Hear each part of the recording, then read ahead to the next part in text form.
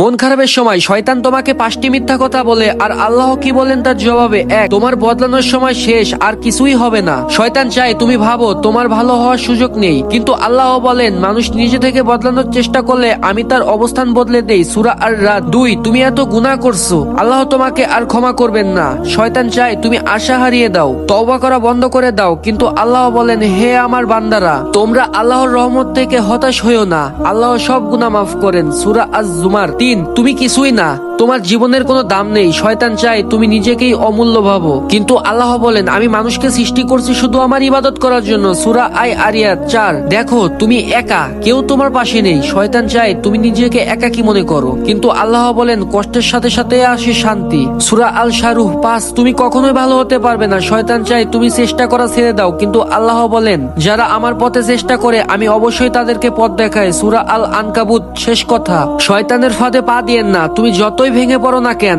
আল্লাহ তোমাকে কখনোই একা ফেলেন না, সব সময় তোমার অপেক্ষা করে থাকে তোমাকে ফিরে আসার জন্য। আর গাইস, আমরা সকলেই নাফসের ধোঁকা থেকে বাঁচার চেষ্টা করব। আর ভিডিওটা ভালো লাগলে লাইক, কমেন্ট, শেয়ার এবং সাবস্ক্রাইব করে দিবা। সবাই ভালো থাকবা, সুস্থ থাকবা। আল্লাহ হাফেজ।